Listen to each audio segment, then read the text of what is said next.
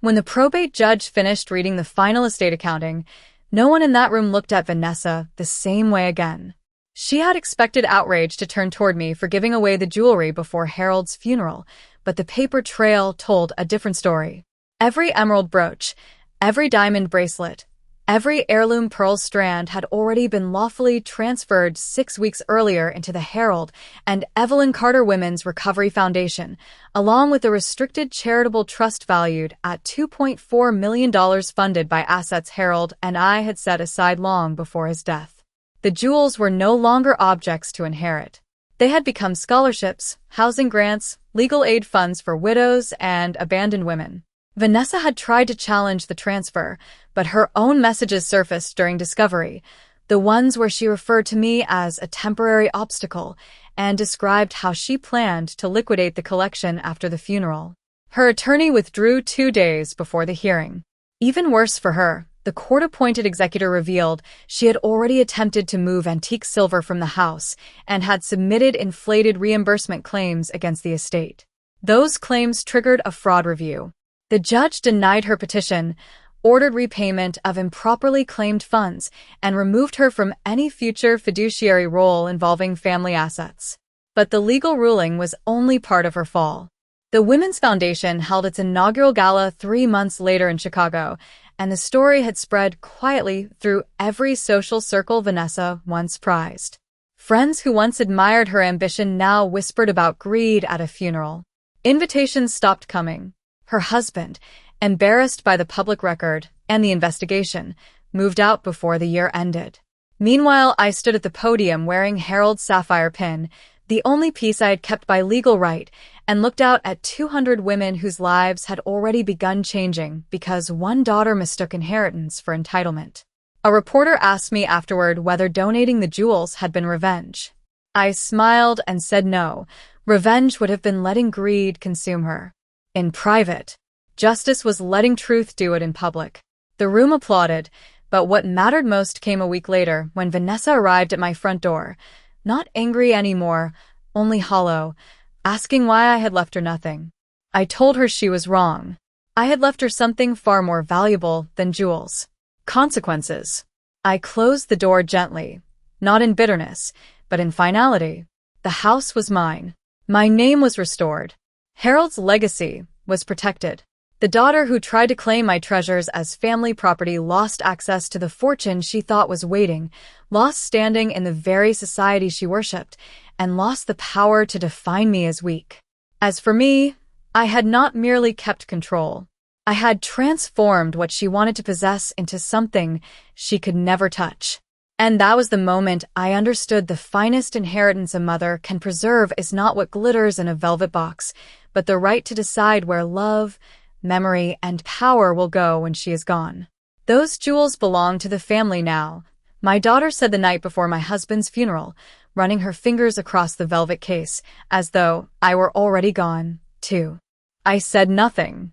I only looked at her hand resting on the emerald clasp Harold fastened around my neck on our 25th anniversary, and something cold settled quietly inside me. I'm glad you're here. Stay with me until the end, and tell me where you're listening from, because what happened in my own dining room that night changed the way I understood family forever. The house felt wrong without Harold in it. Even with casseroles arriving from neighbors and sympathy cards stacked by the lamp, every room carried a silence, so heavy it seemed to press against the walls. The grandfather clock in the hallway sounded louder than ever. The silver serving spoons laid out for the family gathering reflected warm light, but nothing felt warm.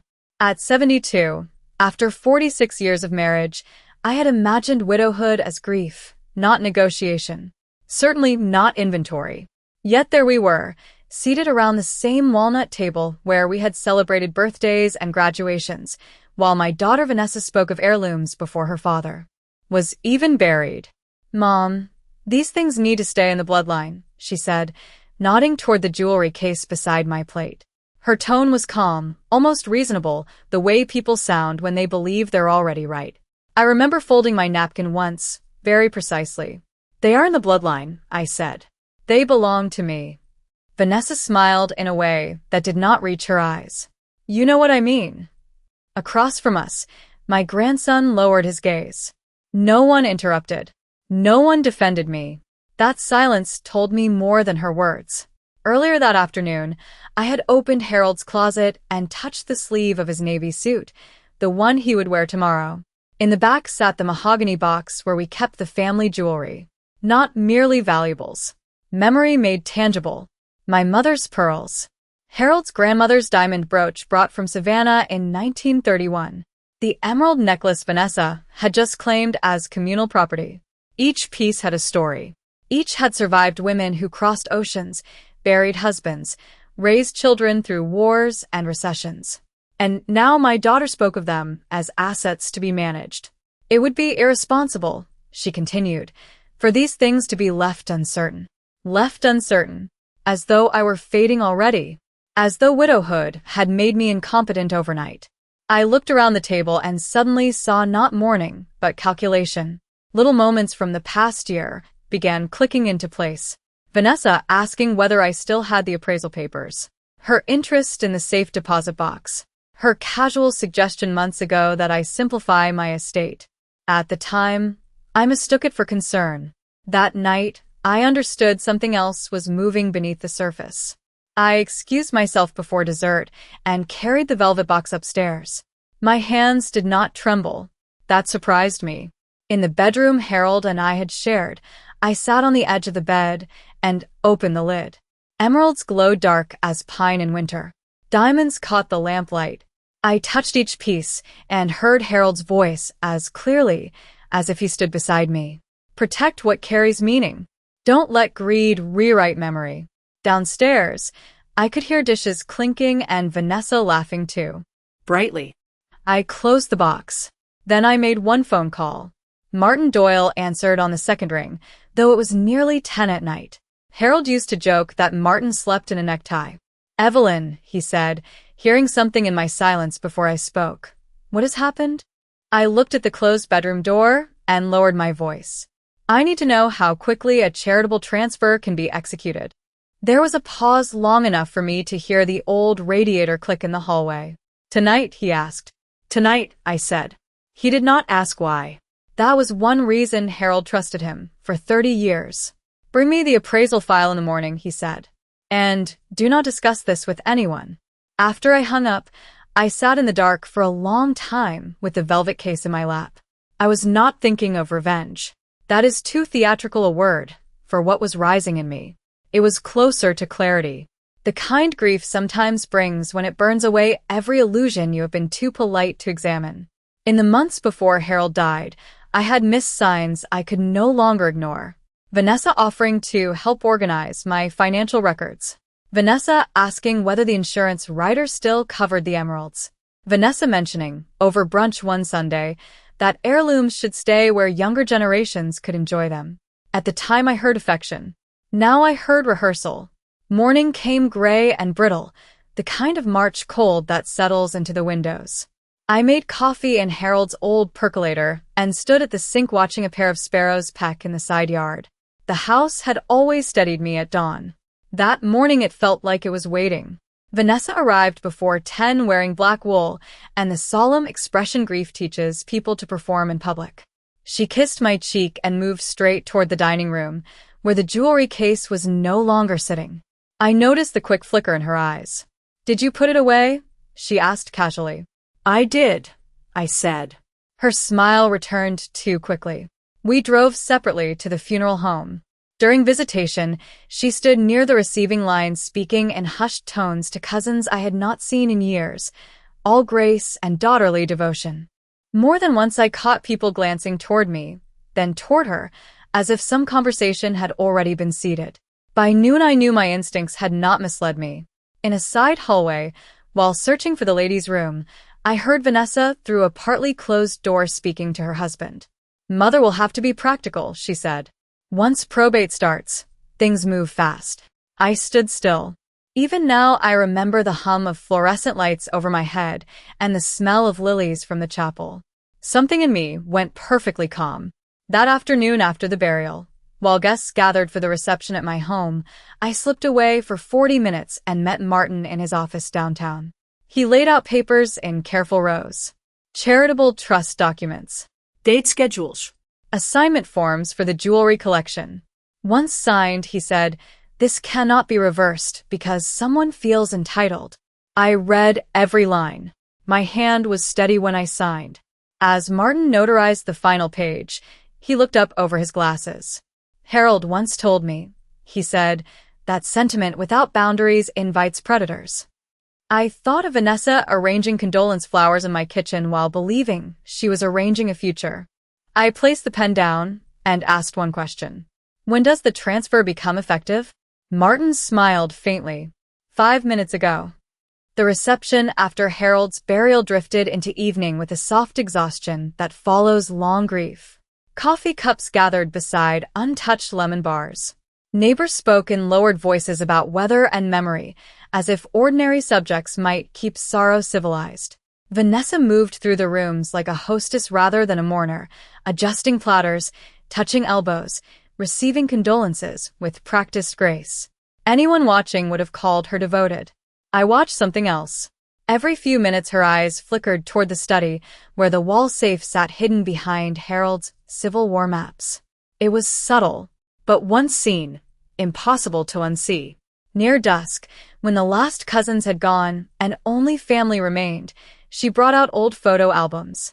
"We should start deciding what stays in the family," she said lightly, turning pages no one was really viewing. The phrase again, as though repetition could make a theft sound like stewardship. I poured tea and said nothing. Silence had become a discipline. Later, while rinsing cups at the sink, my grandson Luke came beside me. 26, earnest, too honest for family politics. He hesitated before speaking. "Grandma," he said quietly, "Mom has been asking me for weeks whether Grandpa changed the trust." My hand paused over a china saucer. "Weeks?" I asked. He nodded, ashamed to be telling me. She thought maybe there was a codicil. The word startled me. Vanessa had not merely been curious. She had been investigating. I dried the saucer carefully and set it away. "Thank you for telling me." He looked relieved and deeply sad, as though he had chosen a side he never wanted to choose. After everyone left, I walked through the house, switching off lamps one by one. Harold used to say a house speaks differently after guests leave. That night it did. It sounded stripped down to truth. In the study, I opened the lower drawer of his desk and found an envelope I had not touched since his illness. In Harold's block handwriting were 3 words, "For Evelyn alone." Inside was a yellowed appraisal and a letter dated 11 years earlier. I sat beneath the green banker's lamp and read slowly. He wrote about the jewelry not as wealth, but as continuity.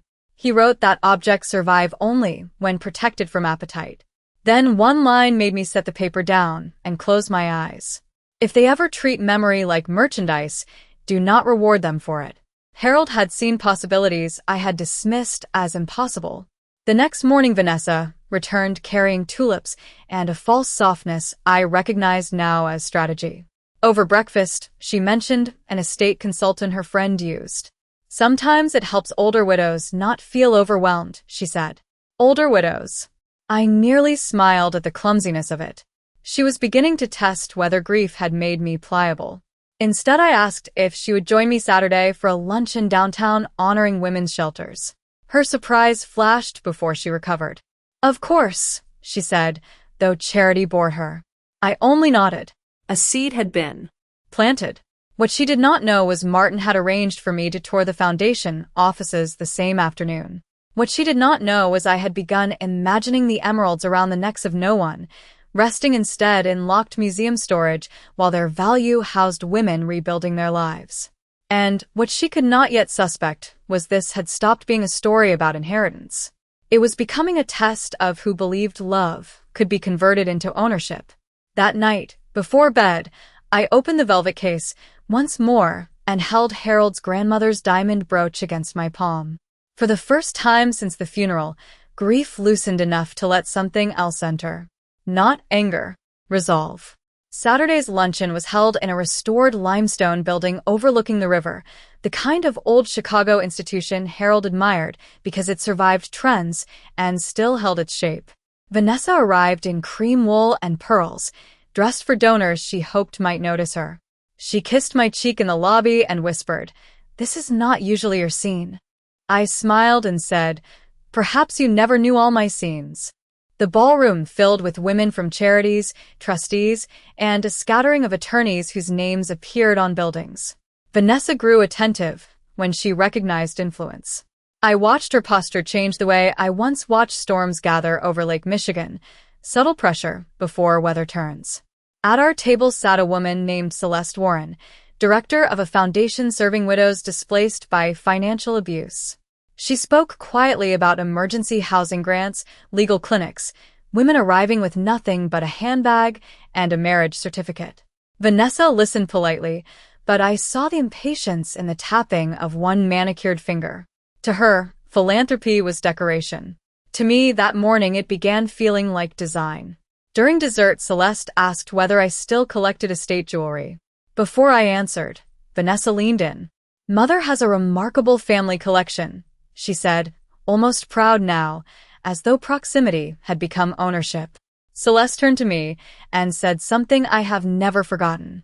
"The most powerful gifts are the ones redirected before greed hardens around them." Vanessa laughed lightly, not realizing she had just been excluded from a sentence. After the luncheon, I told Vanessa I had another appointment and asked her to head home without me. She seemed surprised, then faintly suspicious. "With whom?" she asked. "An old friend of Harold's," I said, which was true enough. Martin met me 3 blocks away and walked me into the foundation offices. There were no chandeliers there. No polished donors. Just practical desks, framed photographs, women answering phones with the calm of people doing urgent work without ceremony. Celeste showed me a small apartment unit funded by donor endowments. Fresh paint. A child's drawing on the refrigerator. Dignity made visible. I stood in that quiet kitchen and imagined the emerald necklace transformed into rent paid for a year. The diamond brooch into legal representation. Pearls into scholarships. For the first time, the transfer stopped feeling defensive and became creative. That evening, back home, Vanessa was in my study when I entered. Not seated. Standing near Harold's desk, pretending to examine family photographs. Her hand rested a little too near the locked drawer. "I was just remembering him," she said. Perhaps once I would have believed her. Instead, I noticed she had opened the appraisal ledger I had left deliberately misplaced on the shelf. A small test. She closed it too quickly.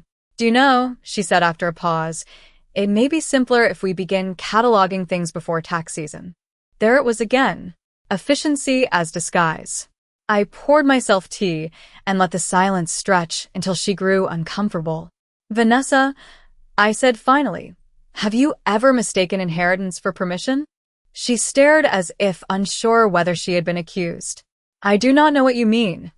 "That makes 2 of us," I said. She left earlier than usual. From the window, I watched her sit in her car for several minutes before driving away, likely recalculating. Later that night, Luke called. He sounded shaken. He had overheard his mother arguing with her husband about whether I had altered the trust. The pressure was showing. Hairline cracks. I thanked him and hung up. Then I opened Harold's letter once more and read the line about appetite. This time I understood something sharper. Predators grow careless when they think prey is grieving. And somewhere between the funeral lilies and that foundation kitchen, I had ceased to be prey. 3 days later, Vanessa invited me to lunch at a French cafe she favored when she wanted to appear thoughtful. White linen, crystal water glasses, prices inflated enough to flatter the insecure. She ordered salmon and asked whether I was sleeping better, whether grief counseling might help, whether I had considered downsizing now that the big house must feel lonely. Concern, carefully lacquered. I answered mildly and watched her build a case from kindness. Then she leaned in and said what she had come to say. "I have been thinking the jewelry should be appraised again. For insurance. For the family." There was that phrase once more, polished smooth through repetition. I buttered a piece of bread and asked, "Which family?" She blinked. "Our family." "Interesting," I said. I believed I was part of that. For a moment, color rose in her face. A tiny fracture. She recovered with a laugh, but the rhythm between us had shifted. After lunch, she insisted on driving me home. On the way, she made a call over the car speaker, pretending she forgot I was there. A jeweler confirmed an appointment for Thursday to review estate pieces. She ended the call too quickly. She had not realized I heard enough. My silence on the ride back unsettled her more than accusation would have. At home, I telephoned Martin. She has contacted a jeweler, I said. He did not sound surprised. Then she believes access is imminent. Should I confront her? I asked. No, he said. Let expectation mature. It makes consequences sharper.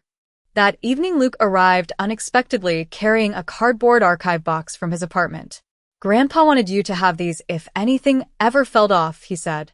Inside were old correspondence files Harold had kept from estate reviews over the years.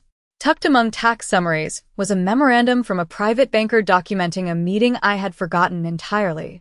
Harold had once explored placing the jewelry collection under charitable remainder planning, not because he distrusted me, but because he feared heirs might someday mistake sentiment for spoils. I read the memorandum twice. Harold had been designing guardrails before I even knew we would need them. Luke sat across from me while rain tapped the windows. Mom has been telling people you will probably pass the emerald necklace to Claire for her engagement, he said quietly, naming Vanessa's daughter. I looked up. She has promised what she does not own. He nodded, ashamed. I thought you should know. After he left, I stood in the study, holding the emerald necklace against the lamplight. For decades, I believed family betrayal announced itself loudly. It does not. Often it arrives as assumptions spoken often enough to become entitlement. The next morning, Celeste called from the foundation.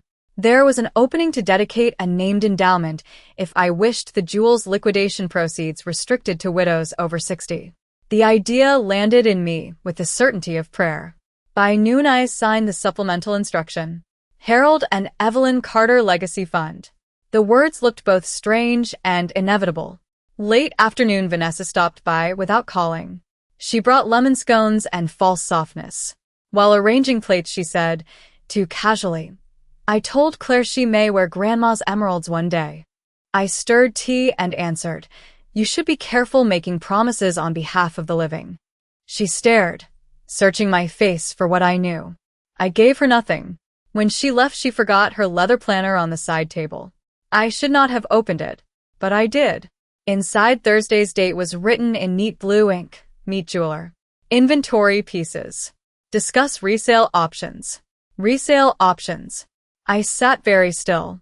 Then I closed the planner, set it by the door for her return, and understood with perfect clarity that whatever hesitation remained in me had died. This was no longer merely about protecting Harold's memory. It was about preventing greed from converting legacy into commodity. And I had just seen the proof in her own handwriting. Thursday arrived bright and deceptively mild, one of those early spring mornings when Chicago. Sunlight makes old brick look almost forgiving.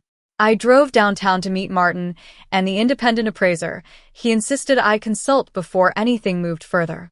His office occupied the upper floor of a bank building where silence carried authority. The appraiser, a silver-haired woman named Judith Reeve, placed each piece from the velvet case on black felt beneath a jeweler's lamp. I had expected figures. I had not expected history. She lifted Harold's grandmother's diamond brooch with gloved fingers and said it was not merely Edwardian, but linked through documentation to a Savannah estate archive. The emerald necklace had Colombian stones cut in a style no longer common. Then she looked over her glasses and said, almost casually, as a collection, insured and documented, this exceeds $4 million. I ser det her.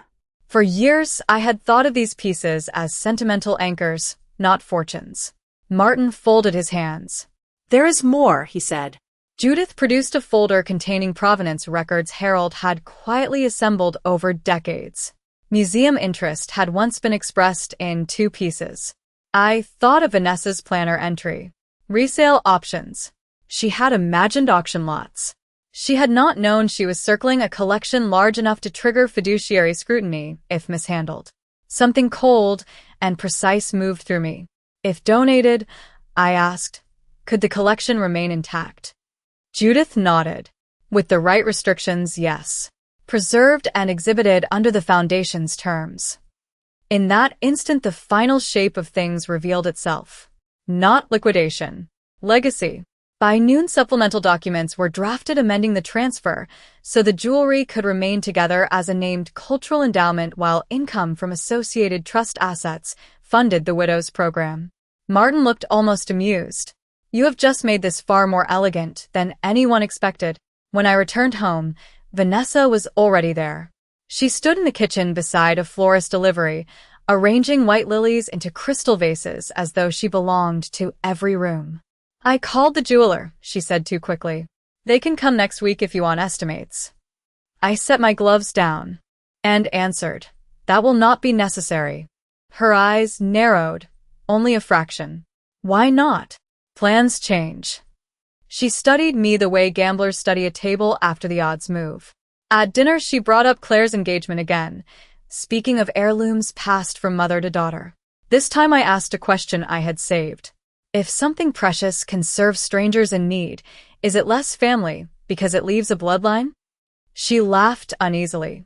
That sounds philosophical. It is practical, I said. She changed the subject, but the mask had slipped. 2 days later, Luke came by with coffee and a troubled face. Mom met with someone from a boutique auction house, he said. I saw emails. He looked embarrassed, as though each new revelation dishonored him personally. I placed a hand over his and said, You are not responsible for another person's hunger.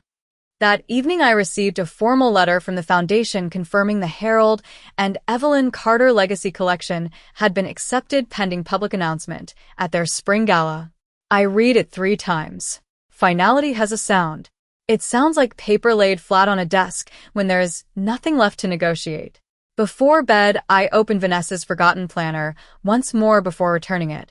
I had copied the jeweler's number earlier. Impulsively, I called. The owner remembered Vanessa's inquiry and, mistaking me for a co-executor, mentioned she had asked about discreet private buyers. Private buyers. I thanked him and hung up. Proof layered upon proof. But what stayed with me was not her scheming. It was Judith's phrase beneath the lamp. Preserved and exhibited. Harold had spent his life collecting stories set in gold and stone. Vanessa saw merchandise. I now saw a monument she would never possess. And for the first time, I began to understand that the deepest reversals do not happen in courtrooms. They happen the moment someone greedy believes they are moving closer to ownership, while in truth every step carries them further from it. The invitation to the spring gala arrived in heavy cream stock with raised navy lettering, formal enough to feel almost theatrical. Vanessa noticed it on the hall table before I could. Tuck it away. What is this? She asked, lifting the envelope. A donor event, I said. You are attending charity galas now? Her smile held that familiar note of disbelief, as if reinvention at my age were somehow suspicious. People surprise each other, I said.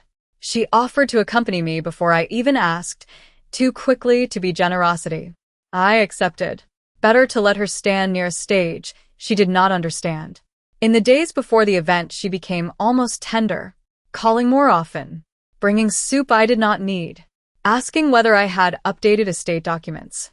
The performance had improved because urgency had sharpened. Yet once one has seen manipulation clearly, even kindness casts a different shadow. One afternoon, I found myself in Harold's study rereading old letters from our early years, and my eyes returned to a note he had written from a business trip in 1987. Not romantic. Characteristically practical. Protect what carries meaning from those who admire possession more than memory. I had smiled at it decades ago. Now it read like prophecy. The gala took place in a marble hall overlooking the river, chandeliers reflected in polished floors, donors drifting with practiced ease. Vanessa wore black silk and emerald earrings that made me almost laugh at the symbolism. She whispered as we entered, "This is far grander than I expected." I said nothing. At our table sat judges, trustees, and Celeste. Vanessa transformed into her best social self, speaking of family values and generational stewardship so fluently I almost admired the discipline. Then the program began. Midway through, The Master of Ceremonies announced the creation of the Harold and Evelyn Carter Legacy Fund and the permanent donation of a historically significant jewelry collection to support women rebuilding after financial betrayal. For one suspended second, the room disappeared for Vanessa. I felt it beside me before I looked. Her hand froze around her wine glass. Her face did not pale dramatically the way novels describe shock. It tightened, as though all the arithmetic in her mind had suddenly produced zero. My name was called. I rose and walked to the podium, hearing only Harold's voice in memory. I spoke briefly about legacy, about women left vulnerable when family confuses love with entitlement. Applause rose, but what held me was not approval. It was the stillness at our table. Returning to my seat, I saw Vanessa trying to compose a smile that would not form. After dessert, she leaned close and whispered, "You gave away the collection without consulting me?" There was no daughter in that sentence. Only claimant. I answered softly. There was nothing to consult. She stared as though I had broken an unwritten rule. On the drive home, she said little.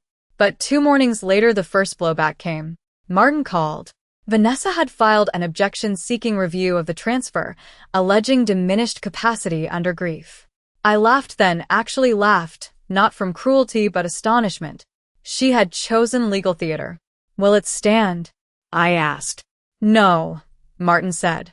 But it will expose more than she intends. Exposure. The word lingered.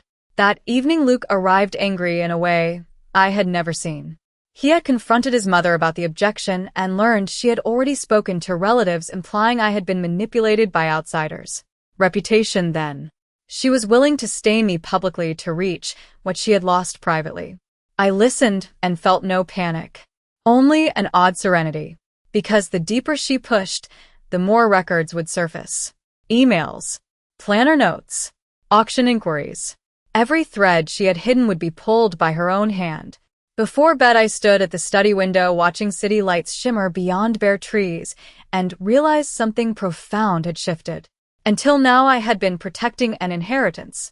But the moment she accused me of incapacity to recover what greed had missed, she moved from disappointed heir to exposed adversary. And adversaries, unlike daughters, can be answered without hesitation. The objection hearing was set for late May in probate court, and from the moment Martin sent me the filing, I knew Vanessa had crossed into a territory she did not understand. Family disputes can remain private. Court records do not. The petition claimed I had acted under undue influence and lacked sound judgment when transferring the collection. Reading those words, I felt neither insult nor injury. Only astonishment at how greed can make intelligent people reckless. Martin requested every communication related to her claim. Discovery began. Within 10 days, the first cracks widened. Her inquiry to the boutique auction house surfaced. Then emails discussing possible private buyers. Then reimbursement requests she had quietly submitted to the estate for preservation consultations that had never occurred. Each document carried the same perfume of entitlement disguised as administration. Martin called one afternoon and said, almost gently, she is building the case against herself. Meanwhile, Vanessa behaved as though aggression could restore control. She phoned daily, alternating accusation and wounded innocence. You are letting outsiders turn you against your own daughter, she said once. Y en short, no, Vanessa. You mistook silence for blindness. She hung up. 2 days later, a cousin forwarded me a rumor Vanessa had been repeating at luncheons, that I had become confused after Harold's death and was being manipulated by opportunists. It should have hurt. Instead, it clarified. When someone attacks your credibility to seize what they cannot claim lawfully, they reveal both motive and fear. Celeste invited me to visit one of the housing projects funded by the new endowment while proceedings unfolded. I accepted. There I met a widow named Marlene, 68, who had lost her home after a stepson emptied joint accounts. She held my hand while thanking donors she would never know. I almost told her the emerald necklace was paying for her apartment. I did not. But driving home, I understood why I no longer regretted a single signature. At the preliminary hearing, Vanessa arrived in pale gray with a legal pad she barely touched. She avoided my eyes. Her attorney argued sentiment had clouded my judgment. Then Martin introduced the appraisal records, Harold's prior planning memoranda, and the supplemental restrictions I had signed before any alleged incapacity could be imagined. Calm facts have a brutal elegance. But the true turn came when the executor disclosed Vanessa's reimbursement claims and auction correspondence under oath. Her attorney visibly stiffened. The judge asked whether petitioner had contemplated personal sale of donated assets while alleging fiduciary concern. Silence answered before words could. Proceedings recessed early. In the corridor, Vanessa caught up to me. "You are humiliating me," she whispered. I looked at her for a long moment. "No," I said. "Your choices are doing that." For the first time, she looked frightened. Not angry. Frightened. Afterward, Martin and I had coffee across from the courthouse. He stirred cream into his cup and said, "If she withdraws now, damage may remain reputational. If she persists, there may be financial sanctions." Sanction. The words sat between us like weather gathering. That evening, Luke came by and told me his father had separated finances from Vanessa after seeing the filings. Even inside her own home, consequences had begun moving. Yet what unsettled me most came later when I found Harold's fountain pen in the desk drawer and realized I had stopped thinking of this as defense entirely. Something else was unfolding. Exposure was becoming reckoning. A week before the final hearing, Martin called with news that made me set down the receiver. The foundation board intended to announce a museum partnership for the collection, increasing public visibility. Once announced, he said, any claim she makes appears even more self-serving. I stood in the study after the call, dusk pooling at the windows, and understood why deep reversals require patience. Not because justice is slow, but because greed often defeats itself if allowed enough room. Vanessa had thought the jewels were slipping through her fingers. She had not yet realized far more was about to slip. The final hearing drew more spectators than I expected. Probate matters rarely attract attention, but the museum partnership announcement had circulated through donor circles, and with it came reporters, trustees, and the sort of quiet observers who appear whenever reputation and money intersect. Vanessa arrived with a different attorney. That told its own story. Her first counsel had withdrawn the week before. Martin leaned toward me before proceedings began and whispered, "People do not change lawyers when they are winning." I almost smiled. The courtroom itself was colder than I remembered, paneled oak and fluorescent light flattening everyone equally. No chandeliers there. No social masks. Only record. Vanessa sat rigidly, hands clasped over a leather folder. She looked not defeated, but cornered. There is a difference. Cornered people often make one final mistake. The judge began with routine questions, then moved to the executor's report. When the issue of improper reimbursement claims arose, supporting bank records showed funds Vanessa had sought from the estate for fictional preservation expenses had been routed toward personal credit obligations. It was not a criminal matter, but it was enough. The judge's expression changed. Not outrage. Disappointment, which is often harsher. Then came the moment Martin had prepared for, but I had not fully imagined. He introduced copies of Vanessa's auction inquiries, planner notes discussing resale options, and an email in which she wrote to a dealer that, "My mother does not yet realize the collection should be monetized." Those 3 words, "does not yet realize," seemed to alter the air. Her attorney objected weakly. Overruled. Vanessa stared at the table as though if she looked nowhere, nothing could be looking back. When asked directly whether she had contemplated private sale while alleging concern for my welfare, she answered too quickly, too defensively, and contradicted a prior affidavit. It was enough for the judge.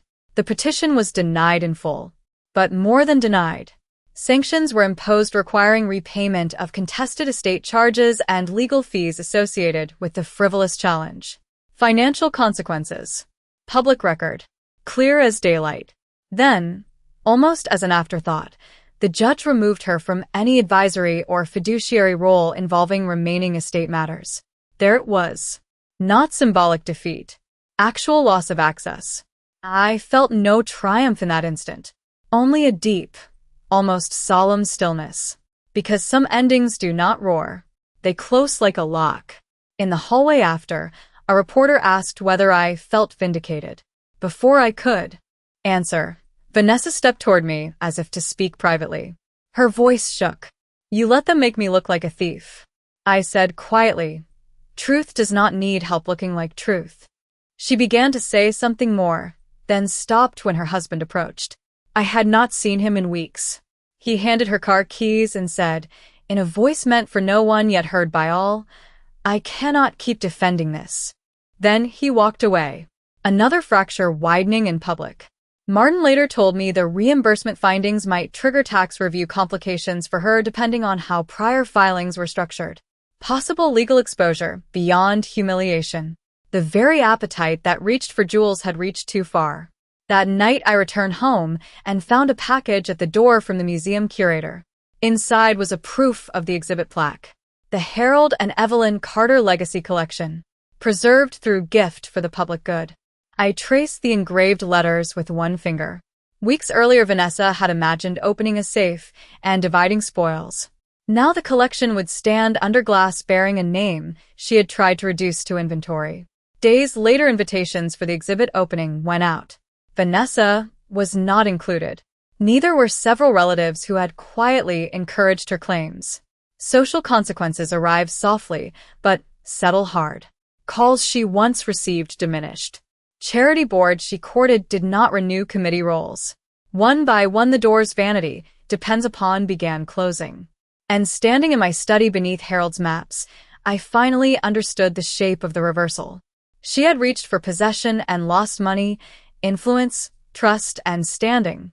I had risked sentiment and gained something larger than control. Authority. Yet one last conversation remained, and I knew when it came, it would not be about jewels at all, but about what a daughter inherits when greed mistakes a mother for prey. The exhibit opening took place on a Thursday evening beneath vaulted ceilings and museum light so soft it made even polished stone seem reverent. I arrived early with Martin and Celeste, and for the first time since Harold's death, I wore his sapphire pin without grief tightening my throat. It felt less like memory and more like continuity. The gallery doors opened at 6. Guests drifted past glass cases where the collection rested whole, untouched by division, each piece accompanied by stories of the women who had carried them across generations. I stood before Harold's grandmother's brooch reading the plaque and thought how close greed had come to scattering history into private vaults. Then I saw Vanessa. I had not invited her. Yet there she was at the far end of the gallery, motionless before the emerald necklace under museum glass. For a moment, I considered leaving. Instead, I walked toward her. I wondered if you would come, I said. She did not turn immediately. I needed to see what you chose over me. There was bitterness still, but thinner now, worn by consequence. No, Ian Suara. I chose what you tried to turn into merchandise. She looked older somehow. Public disgrace had a way of altering posture. We stood in silence until she asked, almost in spite of herself, did you ever intend to leave any of it to me? I thought carefully before speaking. I intended to leave you judgment if you earned trust. You asked for ownership instead. Before she could reply, the curator stepped to the podium and welcomed guests. During the remarks, he announced a surprise addition. The museum, moved by the legal battle that had preserved the collection, had created an annual lecture on ethical inheritance in Harold's and my names. There was applause, cameras, recognition I had never sought. But the true twist came after the program when a trustee approached with Martin and quietly informed me the executor had completed a supplemental audit. Vanessa's improper estate claims had uncovered broader irregularities in charitable deduction filings tied to a private foundation board where she served treasurer. She had resigned that afternoon. Another door closed. Financial consequence had become reputational collapse. News traveled quickly through rooms built on trust. I glanced at Vanessa and knew she had just understood her losses were no longer confined to family. Later, as guests thinned, she asked if we could talk outside. We stood beneath stone columns facing the river, wind lifting the edge of her coat. I was angry, she said. I thought after Dad died everything would become uncertain. Uncertainty does not authorize taking, I said. She looked down. Do you hate me? It was such a child's question from a woman who had spent months as adversary that I almost wept. No, I said. But I stopped confusing motherhood with surrender. She nodded as if struck by something cleaner than blame. Then she handed me a sealed envelope. The executor asked me to give you this. Inside was her signed withdrawal from any future expectancy related to residual family property, along with repayment confirmation of every sanctioned dollar. Full restitution. Voluntary. Final. I looked up and she said, I am tired of fighting for things I did not earn. Whether remorse or exhaustion, I could not yet tell. But I believed the fight had left her. As she walked away, Celeste came beside me and whispered, It did not just protect a collection. You changed a pattern. On the drive home, Martin laughed softly and said, Most clients hope merely to win. You rewrote the terrain. Yet even after the museum lights and legal victories, what stayed with me was a quieter revelation waiting at home. In Harold's study sat the old mahogany jewelry box, empty now except for one folded note I had placed there weeks earlier. I opened it once more. It contained a sentence I wrote the night of the transfer. What belongs to love must never be governed by greed. I set it back inside and closed the lid. The box was empty, but it no longer felt vacant. It felt complete.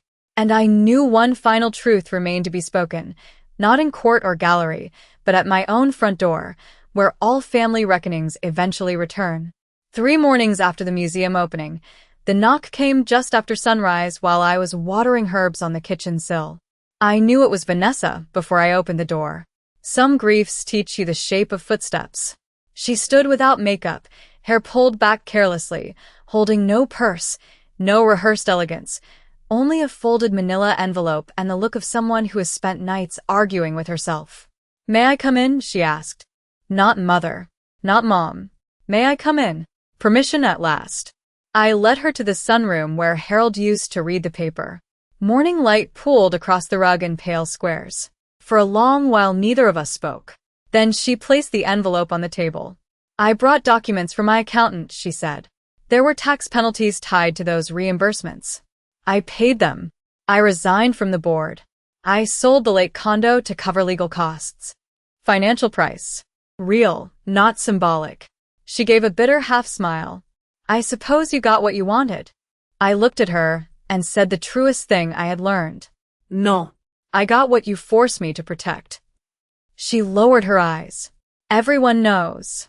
Yes, I said. That is usually what happens when private greed enters public record.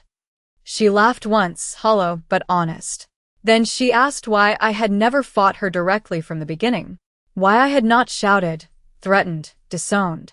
I touched Harold's sapphire pin at my collar and answered, because loud people often mistake noise for power. I preferred consequences. Something in that landed. She sat very still. Then, slowly, she admitted what I had suspected long before. Harold's illness had frightened her. She believed uncertainty meant assets should be secured before someone else claimed them. She convinced herself entitlement was prudence. And when you donated the collection, she said, voice breaking not from drama but exhaustion, I felt erased. I leaned forward. No, Vanessa.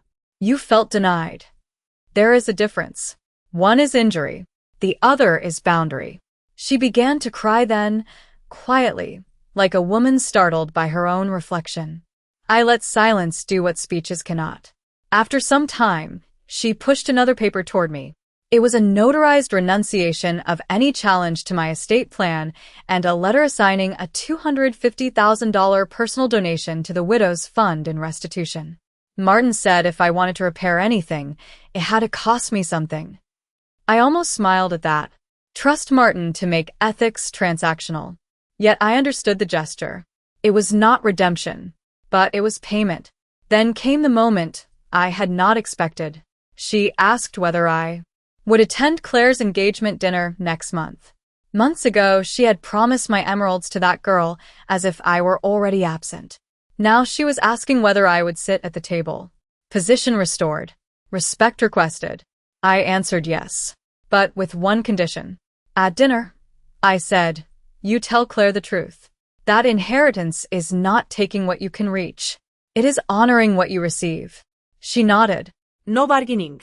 Only assent. When she rose to leave, she paused at the front door and looked back at the house she once imagined organizing after my decline. I used to think you were gentle because you were weak, she said. Now I know you were choosing not to use strength. After she left, I stood in the doorway a long time. Wind moved through the maple leaves Harold planted when Luke was born. The phone rang an hour later. Martin. He had heard from the executor that all sanctions were satisfied and the matter officially closed. Closed. Such a small word for so much wreckage survived. That afternoon, a local paper ran a feature on the museum collection and the legal dispute that preserved it. My photograph appeared beside Harold's brooch. Not as victim, as donor, as steward. The daughter who had once called my treasures family property had paid in money, position, reputation, and humiliation. I had retained the house, the legacy, the moral ground, and even in a harder way, the right to define the terms of reconciliation. Yet I knew one final truth remained, the deepest one, the one Harold would have understood. Winning had never been about depriving Vanessa of jewels. It was about teaching her that a mother may forgive betrayal without surrendering authority. And I had done exactly that.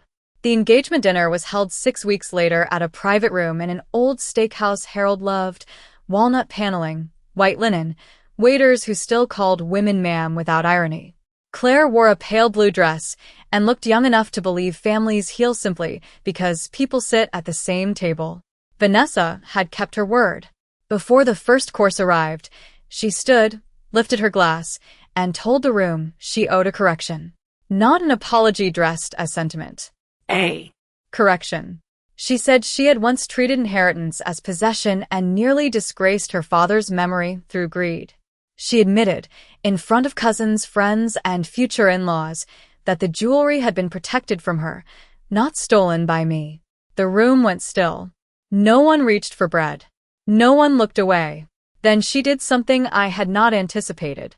She announced that her restitution gift to the Widow's Fund had been increased to $500,000 through liquidation of personal investments and that she had accepted no role in its governance, only the duty to contribute. Financial consequence turned into public penance. But the true reckoning came when Claire rose and said, with more grace than many adults ever manage, Grandma preserved something none of us understood. She turned to me and asked whether I would wear Harold's sapphire pin at her wedding as the family matriarch. There, in the same social world where whispers had once circled about my capacity and Vanessa's filings, position had not merely been restored. It had been elevated. The old hierarchy had inverted completely.